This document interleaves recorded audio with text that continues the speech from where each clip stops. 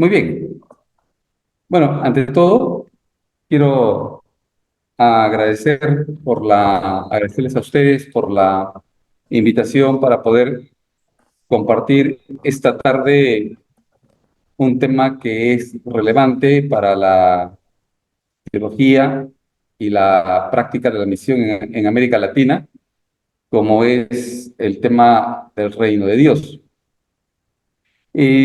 En esta ocasión, eh, quiero mencionar de que parto en la exposición de el trabajo que ustedes ya conocen, que es Las huellas del reino de Dios, perspectivas teológicas en América Latina, 1970-2000, y que es un libro que se inserta en la línea de, digamos, visto teológicamente por sus disciplinas, sería en el campo de la teología histórica. Estudia un tema teológico determinado, el reino de Dios, en un contexto determinado, 1970 al 2000, tratando de entender cómo las articulaciones teológicas en América Latina, las principales teológicas en América Latina, en esos momentos, digamos, las que articulaban una teología propia, eh, entendieron este símbolo bíblico que es el reino de Dios, y cómo lo expusieron a lo largo de todas estas décadas, ¿no? Estamos pensando entonces en movimientos como Iglesia y Sociedad en América Latina. Estamos pensando luego en la conocida teología de la liberación, aunque es más preciso referirse ya como en plural, las teologías de la liberación. Y en todo ello, cómo la fraternidad teológica latinoamericana fue también articulando su propia perspectiva. En realidad, el libro en mención recoge los aportes de estos movimientos, pero poniendo un énfasis en la fraternidad teológica latinoamericana. Hay varias razones para ello. Una de ellas que es un movimiento que comienza en el año 70 y que aún permanece hasta el día de hoy, a 54 años después, ¿no? Eh, por otro lado, hay que decir que estos movimientos teológicos en América Latina, como Iglesia y Sociedad en América Latina, Teologías de la Liberación, FTL, fueron movimientos que estuvieron articulando sus propias teologías del reino, pero siempre discutiendo, debatiendo con diversos interlocutores, ¿no? Interlocutores teológicos y a la luz de las problemáticas sociales y políticas de los diversos contextos, ¿no? Los años 70 ciertamente no son exactamente igual que los 80 o los 90, lo que va hasta el fin del milenio. Fueron épocas completamente distintas. y los movimientos teológicos mencionados tampoco fueron movimientos unívocos con una sola orientación o forma de entender el reino, sino hubo una serie de también propuestas, discusiones, avances y retrocesos en esa articulación teológica, ¿no? Decía que había interlocutores, ¿no? Por ejemplo, los conservadurismos teológicos, los fundamentalismos teológicos presentes en América Latina, tanto los 60 como trasfondo, yendo los 70, los 80, en los 90 ya comienza a aparecer una serie de nuevas articulaciones teológicas, ¿no? El movimiento neopentecostal eh, nos viene también con sus propuestas teológicas del reino de Dios, ¿no? Estos movimientos más nuevos, digamos, son más conocidos por, digamos, otros énfasis teológicos como la teología de la prosperidad, como la guerra espiritual, entre otros.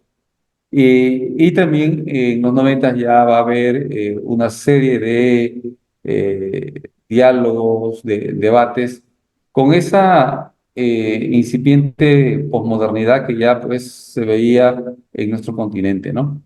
Entonces, digamos, estos tres movimientos, Iglesias y Sociedad en América Latina, Teologías de la Liberación, Fraternidad Teológica Latinoamericana, van a estar dando sus propuestas en todo este contexto tan cargado de situaciones políticas, sociales, económicas, esperanzas, anhelos, por momentos también dictaduras, persecuciones, cárceles, ¿ah? Eh, y situaciones que fueron a digamos, que marcaron la articulación teológica. Si nosotros tendríamos que pensar en términos generales, aunque luego puedo concretizar tal vez en el momento de preguntas, pero si uno pudiera ver en términos generales las propuestas teológicas que hubieron, hay que decir que las propuestas teológicas generalmente caminan con los productores teológicos, en este caso los teólogos o no teólogos, pero que hacían teología desde diversas disciplinas y que comenzaron a entender eh, el reino de Dios de una manera muy distinto de lo cual, digamos, en las iglesias evangélicas en América Latina se había recepcionado, ¿no es cierto?, como mensaje preponderante, ¿no? Si tendríamos que decir cuál es el trasfondo, digamos, teológico de los fundamentalismos y los conservadurismos, tendríamos que decir que estas teologías del reino de Dios que nos trajeron era una teología que pensaba el tema de la vida, pero no el tema de la vida concreta humana en medio de sus coordenadas sociales y aspiraciones de la necesidad de satisfacer, eh, digamos, los elementos vitales para poder vivir y aún proyectarse. Sino que en términos generales habríamos que decir que las teologías del reino que habían eran teologías que hablaban de la vida, pero de la vida eterna, ¿no es cierto? Hablaban de la vida, pero la vida en relación a una eternidad y futura más allá de esta tierra. Eh, una teología que no daba espacio para que el creyente pueda involucrarse en la experiencia social, en la transformación de la cultura, etcétera, para traer un poco esa justicia del reino en este mundo, ¿no? Entonces, con ese trasfondo, tuvieron que luchar las primeras articulaciones teológicas, ¿no? Ah, en el libro hago mención a un teólogo puertorriqueño que excepcionalmente trabajó el tema de el reino de Dios, ¿no? Y hay que decir que este puertorriqueño, Ángel Mergal, trabajó una teología del reino de Dios en el contexto del naciente Izal, antes de las FTLs y de las teologías de la liberación. Ya había propuestas concretas, ¿no? Richard Shaw también había trabajado la teología del reino, algo, desde los años 50, y todos ellos teólogos que provenían de diversas experiencias sociales y políticas y con miradas más amplias de las que, de la que aquellos que nos habían traído una teología del reino, repito, desde el punto de vista social muy limitada y aún negando toda participación política, ¿no? El reino de Dios, en palabras de un teólogo americano muy citado por aquel entonces, un teólogo del siglo XIX, decía que Dios tiene dos reinos, ¿no? Uno en lo más alto, en los cielos, y el otro en el corazón del más humilde de los creyentes. Ahí se acababa el reino de Dios. Eh, las teologías de la liberación tuvieron varias formas de entender el reino de Dios. Estamos hablando ya ahora de fines de 60, acabando esa década, inicios de 70, pero bien se puede decir que las teologías de la liberación fueron teologías del reino de Dios. El reino de Dios era su eje central teológico, eh, pero los articuladores lo vincularon, al igual que el movimiento anterior, Iglesia y Sociedad en América Latina, comenzaron a recalcar un aspecto terrenal político al subrayar que el reino de Dios tenía un correlato terrenal, ¿no? Una sociedad justa, una sociedad de iguales, donde se parecía este reino de Dios bastante en su correlato terrenal, se parecía mucho a los socialismos que se conocían, ¿no? No haciendo del socialismo necesariamente el reino de Dios, aunque sí algunos lo dijeron así, sino como un modelo que era más cercano a esa gran utopía bíblica que podía volverse topos, lugar en la historia, ¿no? La Fraternidad Teológica Latinoamericana, que se articula desde el año 70, fines del año 70, eh, nace en un contexto, entonces, en polémica, repito, con los conservadurismos teológicos, con las herencias misioneras heredadas, pero también en polémica con lo que ellos consideraban los radicalismos teológicos de los 60 y aún del momento en que ellos nacen, los 70, que era el movimiento de Izal y la naciente teología de la liberación, ¿no? Entonces van a articular una teología de reino, la CFTL, tratando de trabajar fuertemente la Biblia para responder a las preguntas que había en ese contexto de las iglesias y los líderes y los pastores, ¿no?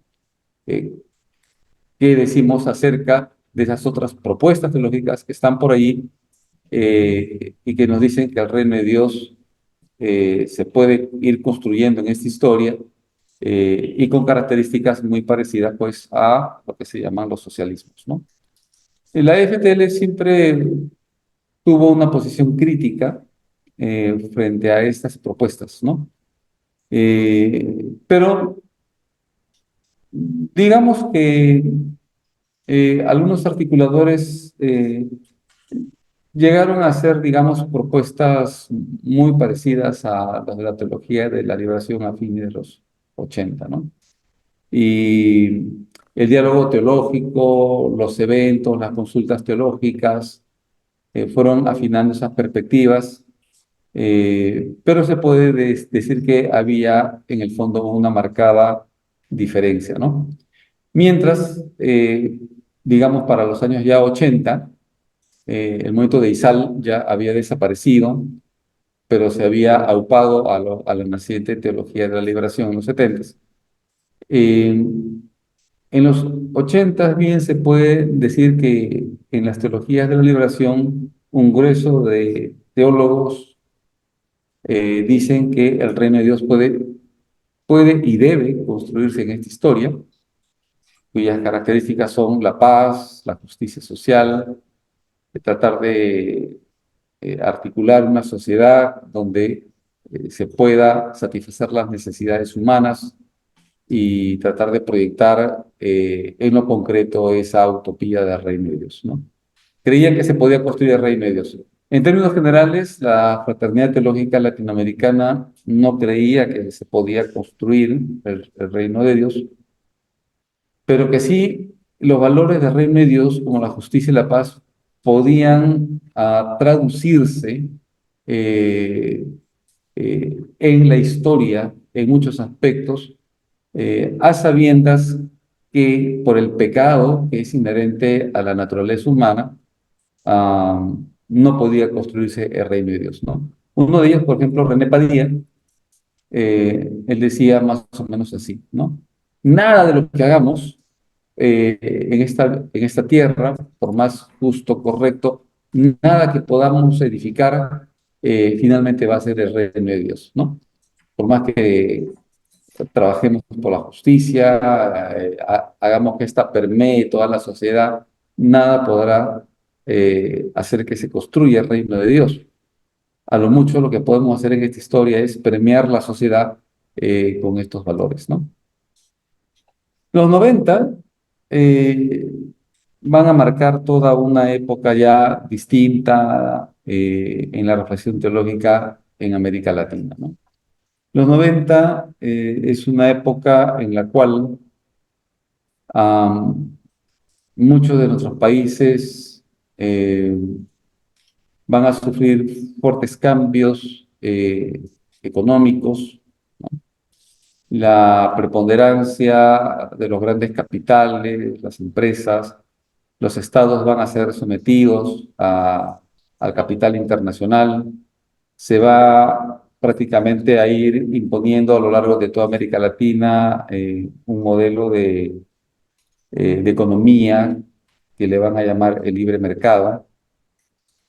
Y la caída, o derribo más exactamente, del muro de Berlín en el año 89 va a tener efectos sociales, ideológicos, ¿no?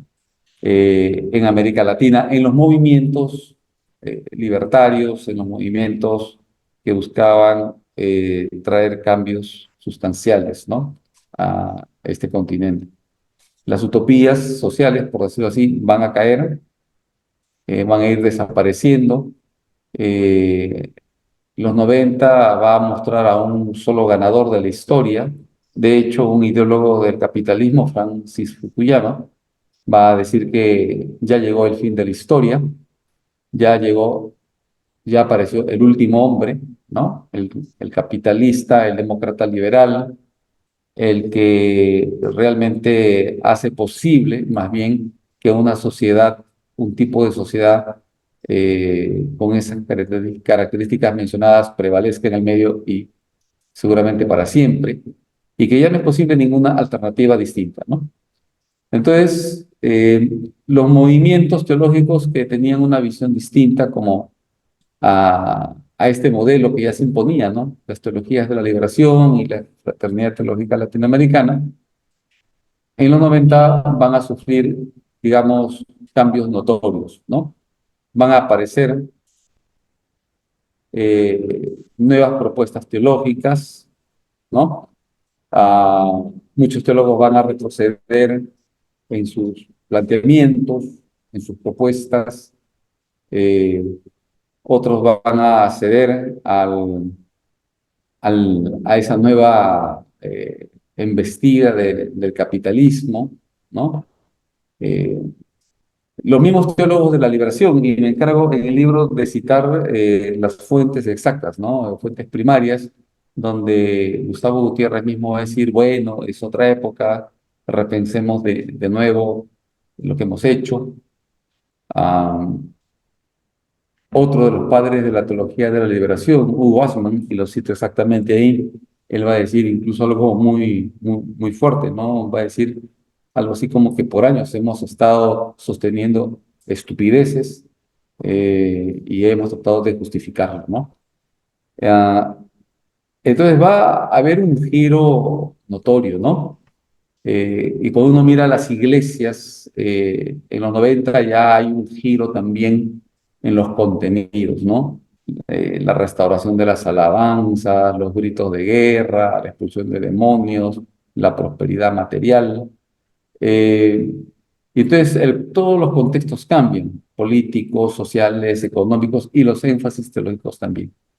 Entonces, el libro en mención, Las huellas del reino de Dios, lo que intenta es estudiar todo ese periodo y poner las palabras exactas y las citas exactas de todos estos teólogos mencionados para entenderlas en su contexto, ¿no?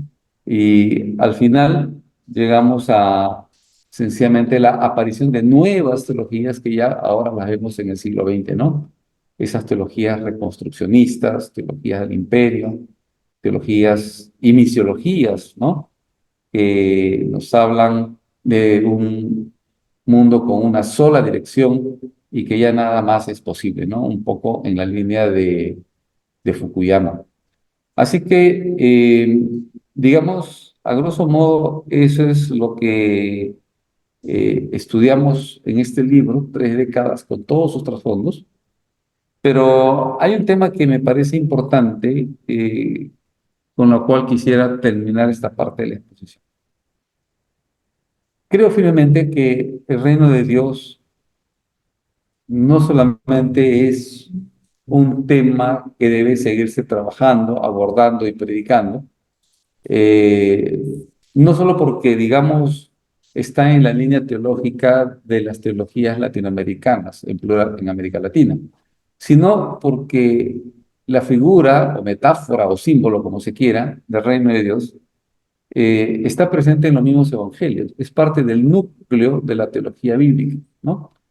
Eh, Jesucristo, Jesús no predica sino el reino de Dios. Y hay algún teólogo que se pregunta, ¿Jesús trajo el reino de Dios o el reino de Dios trajo a Jesús? Y déjenme decirle que no es fácil responder esa pregunta. Eh, las cartas del Nuevo Testamento, el Apocalipsis, es decir, todo el Nuevo Testamento prácticamente nos llena del reino de Dios y es algo que está presente entonces en el Nuevo Testamento del cual debemos nosotros los cristianos, nuestras iglesias en las que participamos, ¿no? Y por eso me parece todavía un tema que hay que rescatarlo, hay que seguirlo predicando, y ciertamente creemos que el reino de Dios y su justicia tiene que hacerse una realidad, ¿no? ¿Cómo y cómo vamos a empujar eso? Ya, ese es otro tema, pero creemos que es un tema tan actual porque está y es parte de los mismos evangelios, ¿no? Y del Nuevo Testamento. Eso sería lo que podría compartir. De repente hay algunas preguntas en las cuales podamos profundizar un poco lo que he comentado, ¿no?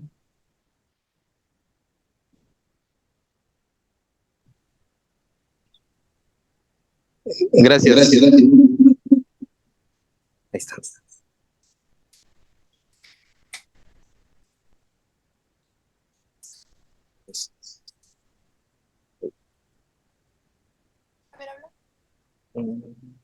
Ahí está.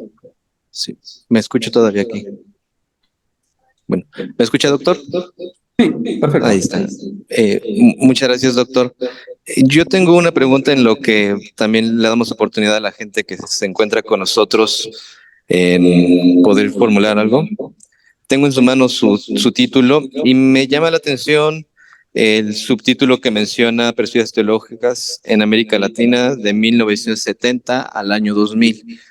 El corte que hace en el año 2000 es precisamente por ese cambio de siglo ya al 21 y todo el nacimiento de los bios como la bioética, la biotecnología, la propia biopolítica que ya con anterioridad se venía gestando. Podemos marcar que a partir del siglo XXI, en donde nos encontramos, hay todavía falta un periodo distinto en el cual se tenga que reflexionar de otra manera ya el quehacer teológico en América Latina. o puede ser parte todavía de la influencia que a finales del siglo XX nos ha dejado? Esa sería mi pregunta, doctor. Gracias. A ver, el estudio tiene digamos, un tiempo delimitado, ¿no es cierto? Esas décadas, aunque el estudio va un poco para atrás para entender todos los trasfondos. Ahora, ¿por qué nos hemos detenido en el año 2000? Este libro originalmente es mi disertación doctoral, pero sin la introducción de la tesis original como fue presentada, ¿no? Sin la introducción, es decir, es la tesis. Es decir, y en una tesis generalmente uno, en temas como estos, trabaja de limitaciones. 30 años es un tiempo suficiente para entender esos cambios, esas mutaciones que han habido en la reflexión teológica.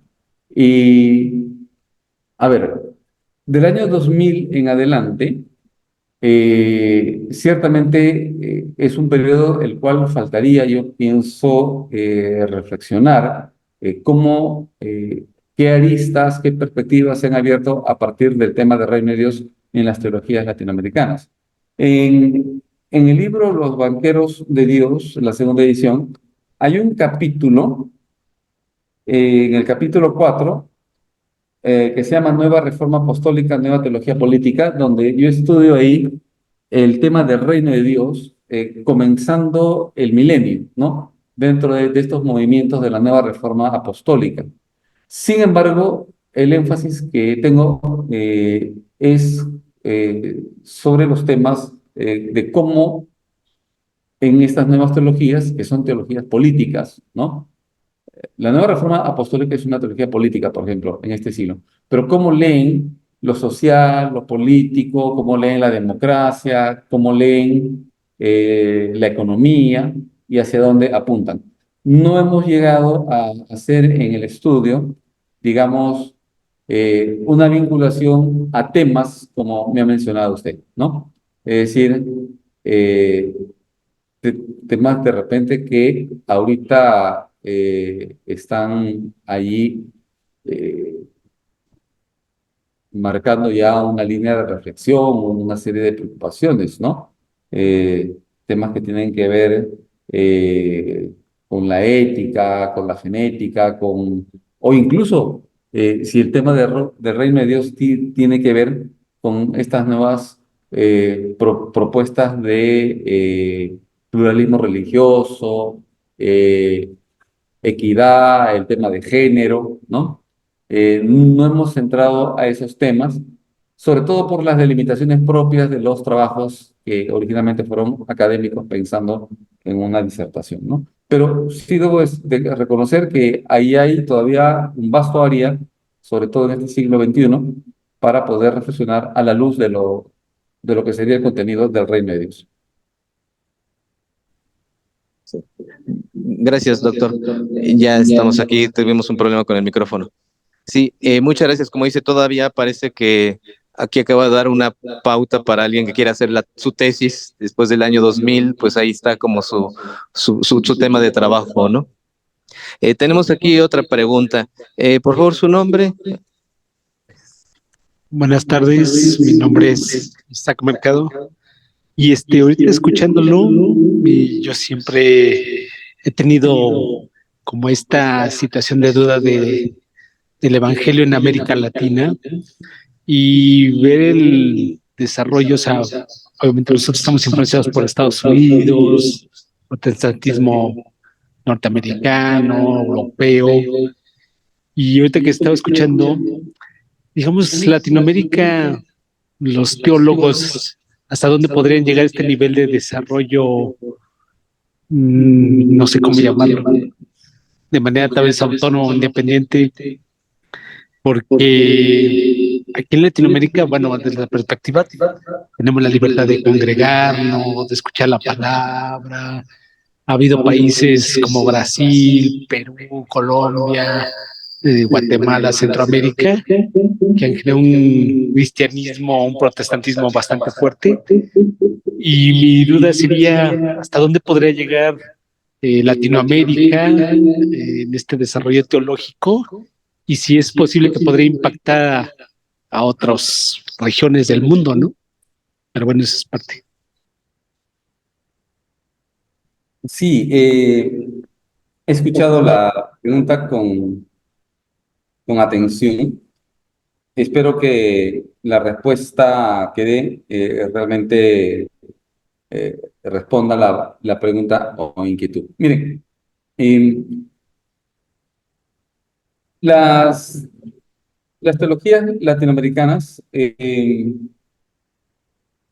a diferencia de las teologías, digamos, hechas en suelo norteamericano, son más teologías, como decía eh, Juan Amacay, son teologías hechas en el camino, son teologías hechas en el ardor del trabajo, de los quehaceres, en el ardor de la lucha a veces popular, de la lucha por la democracia.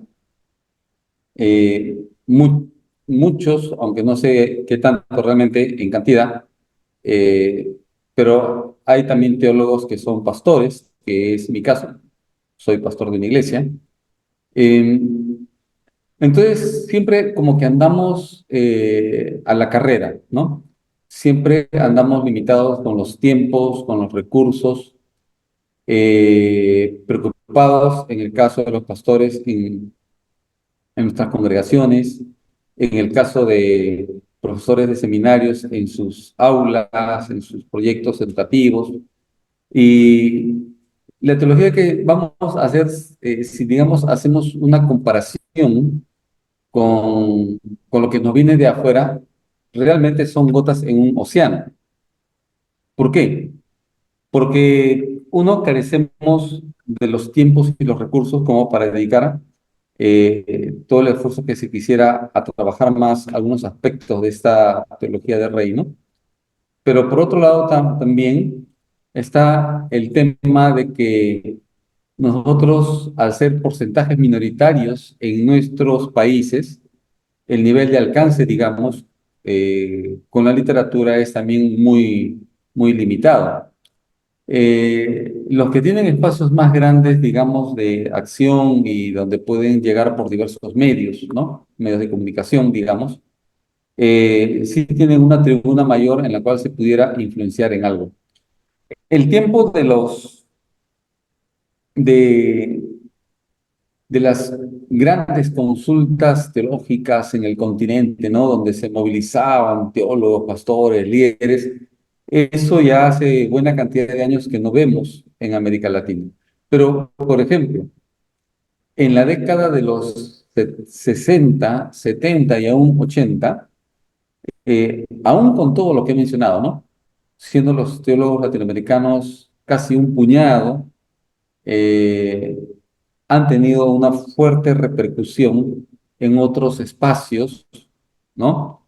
En otros foros, eh, y en el cual, pues, digamos, el mensaje ha llegado de muchas maneras. Miren, este año, para poner un ejemplo, justamente se recuerdan los 50 años de este evento que fue el Congreso Mundial de Evangelización, ¿no? Que fue en Lausana. Este año va a haber un evento recordatorio en en Corea del Sur.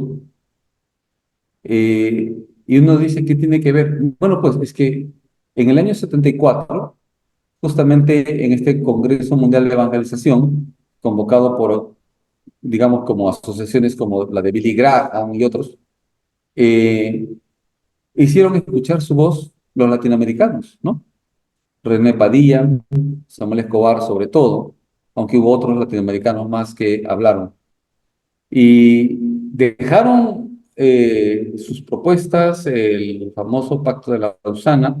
eh, Samuel Escobar justamente fue uno de los que participó en la redacción final y que tuvo un impacto en los liderazgos, pastores e iglesias de años después, ¿no? Cuando todo esto, digamos, fue trabajándose en América Latina. Yo no pierdo la esperanza que aunque porcentualmente las iglesias evangélicas, digamos, siguen siendo minoritarias en el continente, puedan tener un impacto con un contenido constructivo, positivo, ¿no? Desde el reino de Dios, pero por medio de las comunidades que representan ese reino, ¿no? Que como serían las iglesias, las congregaciones locales.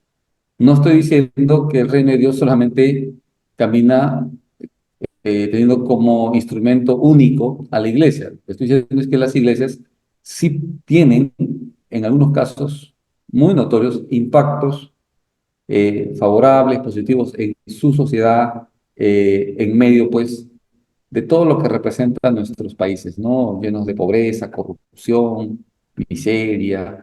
Las iglesias hacen un trabajo muy importante, ¿no? Muy importante y a veces de forma silenciosa. Entonces, aunque somos pocos, creo que se puede influenciar, pero hay que trabajar por eso mismo estos contenidos más de reino de Dios para tratar de llegar a todos estos espacios eclesiales, ¿no? De repente mi respuesta es un poco en esa línea, dado que soy pastor, pero también soy educador teológico, ¿no? Entonces, sí sigo pensando que ambos son espacios en los cuales se puede ir empujando.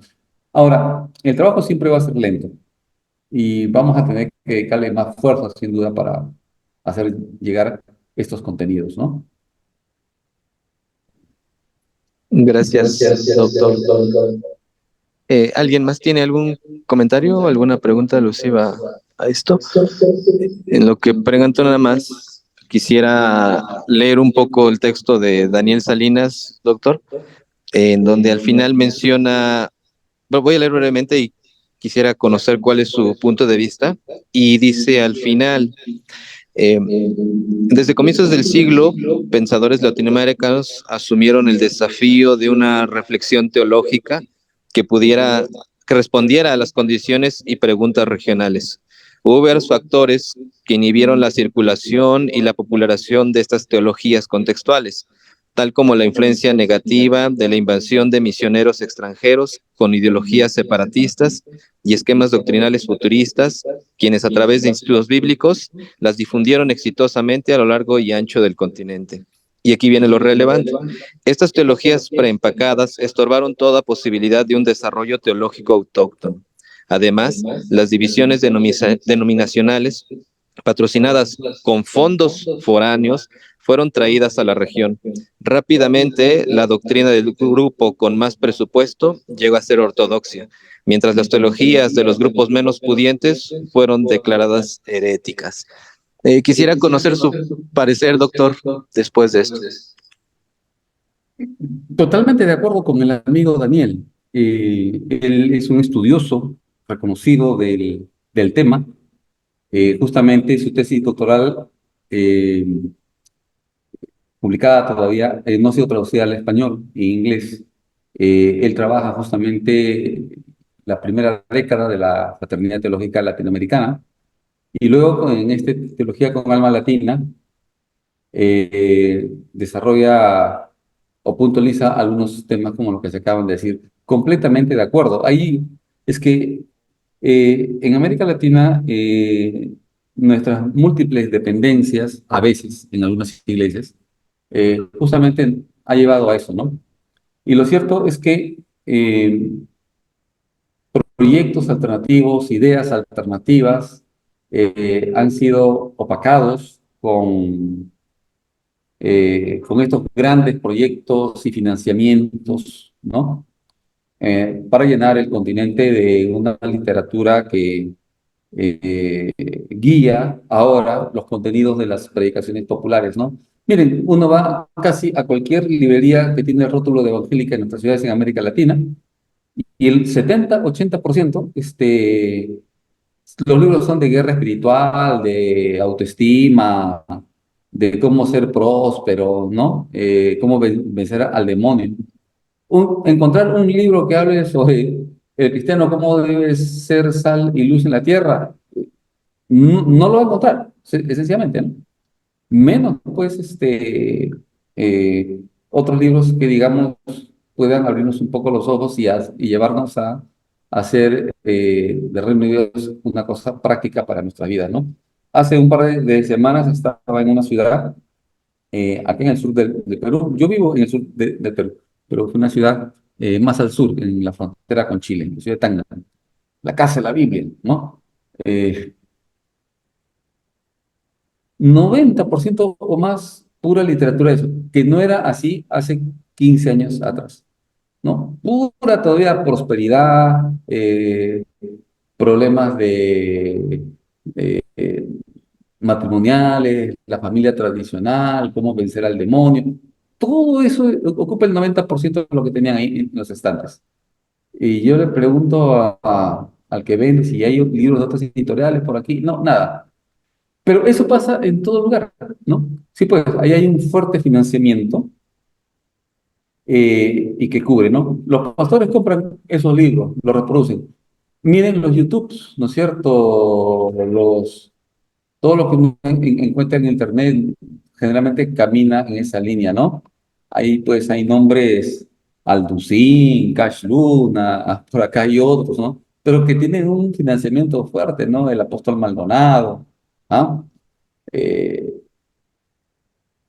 en el libro yo menciono en una parte que ellos tienen la capacidad, eh, no solamente el financiamiento, sino además la capacidad de llegar de manera más directa a los creyentes de las iglesias con grandes promesas, ¿no? El reino de Dios está a la vuelta de la esquina y te puede venir en forma de sanidad o prosperidad. Y sí hablan de reino de Dios, pero en esos términos, y limitándolo a ello, y dándole todavía un colorido particular a lo que significa prosperidad, ¿no? Colorido ideológico. Mientras pues que los teólogos latinoamericanos, no lúcidos pensantes, incluyendo el mismo Daniel Salinas, muchas veces hay como que no se acepta ese mensaje, ¿no? El mensaje de la justicia, de la paz, articular una teología acorde a la palabra, que sea una voz disidente de estas teologías mayoritarias que encontramos, ¿no? Eh, Son pocos realmente los que van al oído. En las iglesias, generalmente, y dependiendo de la formación y de la tradición de la que vienen, les van a dar mucho oído a esas otras propuestas inmediatistas, rápidas, de cura, sanidad y prosperidad, ¿no? Así que ahí tenemos todo un desafío, ¿no? Repito, para seguir trabajando. Pero concuerdo con Daniel 100%. Ahí hay mucho financiamiento también foráneo y hay que reconocerlo. Gracias, doctor. ¿Alguien tiene alguna pregunta? ¿Algún comentario? Tenemos aquí los dos títulos de el doctor Martín Ocaña, Los Banqueros de Dios, una producción evangélica a la teología de la prosperidad, la segunda edición, y el título mencionado en el cual basó su exposición, Las huellas del reino de Dios, perspectivas teológicas en América Latina de 1970 al año 2000. ¿No tienen algo más? Me parece que con esto estaríamos culminando la exposición, doctor. Agradezco tremendamente su tiempo y este breve espacio que nos ha permitido para podernos adentrar y conocer más de este desarrollo teológico que ha implicado el ser latino y todas sus implicaciones distantes en tanto diferencia a la teología occidental. Gracias, gracias doctor, le agradezco mucho su tiempo y esperemos vernos pronto en otro momento, aunque sea de manera virtual. Muchas gracias a ustedes realmente por haber generado este espacio eh, para conversar estos temas que creemos que son relevantes, ¿no? Solamente una palabra final sobre el tema.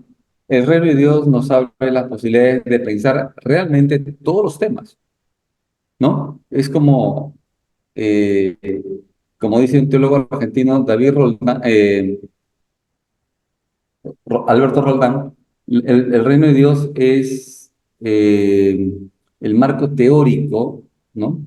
Que nos permite ver realmente cada aspecto de nuestros énfasis teológicos y todos los temas que están ahí y que realmente merecen ser reflexionados. Eh, la ética, la política, la democracia, la corrupción. eh, Miren, eh, todo podemos verlo desde el tema del reino de Dios y seguiré insistiendo de que se trata de un tema relevante y que ojalá, ¿no es cierto?, muchos se animen no solamente a leer libros que abordan el tema, sino también a animar a que desde nuestras comunidades de fe podamos articular propuestas específicas que realmente sean relevantes en lo positivo, cambiando o mejorando esos entornos en los cuales vivimos como señal de reino, ¿no? Y gracias nuevamente. Muchas gracias a cada uno de ustedes. Un privilegio haber estado. Muchas gracias. Gracias. Hasta la próxima, doctor. Hasta la próxima.